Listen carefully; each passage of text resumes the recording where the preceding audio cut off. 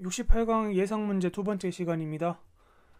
암컷의 생식기관으로 수컷 장자의 이동을 돕는 기관, 무엇에 대한 설명이죠? 부속셈이죠. 이것이 부속셈이고요. 이게 수컷의 장자를 돕는 기관입니다. 예전에 풀어봤던 문제입니다. 이거 배에 있는 부속기관이 아닌 것은? 하고 물어봤습니다.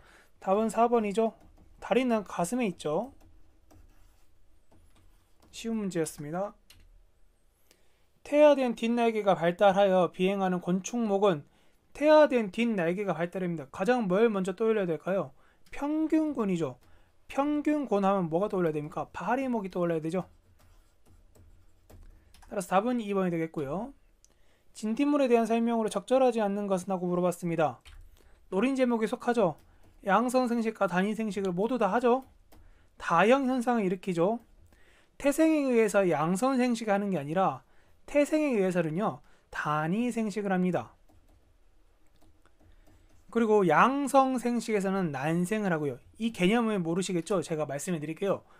우리가 월동을 할 때 난태생태로 진딧물이 월동을 할 때 난태생으로 월동합니다. 이게 무슨 말이냐면은 암컷 성충이 알을 품고 죽어요. 이렇게 해서 죽는 것을 보고 난태생이라고 하고요. 이를 통해서 봄과 여름에 단위생식을 하게 됩니다. 암컷 단위생식을 하게 되죠.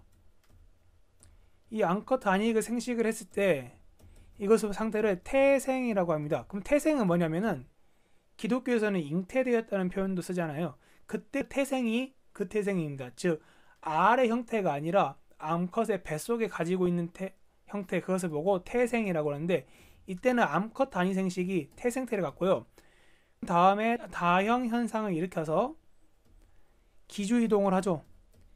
기주이동을 한 다음에 가을에 양성생식, 즉 수컷과 암컷이 만나서 진짜 양성생식을 하는 난생태가 됩니다. 따라서 이 문제는 태생이라는 개념이 단위생식과 연결되어 있는지를 아는 문제였고요. 그래서 답은 4번이 되겠죠. 양성생식이 아니라 단위생식으로 바꿔줘야 되고요. 진딧물에 간모와 관련있는 것은, 자, 간모가 뭐냐면요, 난태생에서 나온 첫 번째 자식을 간모라고 합니다. 그럼 간모라는 건 어때요? 마치 상어의 뱃속에서 상어 새끼들이 서로를 잡아먹듯이 죽은 암컷의 뱃속에서 살아있는 상태, 이 상태가 바로 간모가 됩니다. 그럼 간모랑 관련있는 건 뭐가 되겠어요? 당연히 겨울철에 암컷, 난태생과 관련이 있겠죠? 따라서 답은 1번이 되겠고요. 다음 문제입니다. 진딧물에 머미와 관련있는 것, 머미는 뭐였죠? 진딧물 같은 경우 겨울에 월동을 할 때 단순히 알로만 월동을 하면은 월동이 잘 안 되지 않을까요? 어떻게 보면은? 그러면은 자기의 자식을 보호하기 위해서 진딧물이 알을 품고 죽는다. 즉 난태생을 하기 때문에 머미, 즉 미라가 생기는 거죠. 진딧물 머미는 그래서 난태생과 관련이 있습니다. 답은 1번이 되겠고요. 이틀의 큰 턱, 작은 턱의 운동과 관계되는 기간, 전대뇌, 중대뇌, 후대뇌, 식도하 신경절이 있었네요. 여기서 답은 식도하 신경절이죠. 볼게요. 전대뇌는 뭐였죠? 시각을 담당했죠. 중대뇌는 더듬이를 담당했고요. 후대뇌는 윗입술과 전이었습니다. 윗입술과 전이. 그리고 식도와 신경절은 뭐였죠? 큰 턱, 작은 턱과 아랫입술. 만약에 여기 문제에서 입틀에 아랫입술에 관해서 물어봤으면 이것도 역시 식도와 신경절이었겠죠. 그러나 윗입술을 물어봤으면 어떻게 됐을까요? 후대뇌가 됐었겠죠.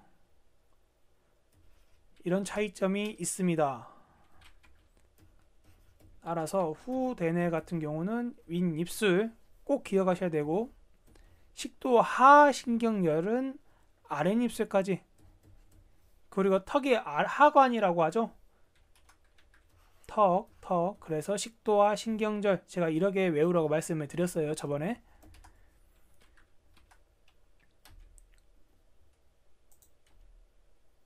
입틀의 큰 턱과 작은 턱과 관계되어 있는 것 같은 문제였네요. 근데 이 문제를 한번 보면서 A, B, C, D, E가 무엇인지 한번 봅시다. A는 뭐였죠? 전대뇌였죠? B는 중대뇌였어요. C는 후대뇌였습니다. D는 뭘까요? 알라타제였죠? E가 식도하 신경절이다. 하관할 때 하. 그래서 저는 2번이 답이 정답이 되고요. 각각의 위치 예전에도 풀어봤지만 한 번 더 보셔야 돼요. 유약 호르몬과 관계된 거 알라타제를 말하는 거죠. 그럼 답은 D가 되겠네요. 4번이고요.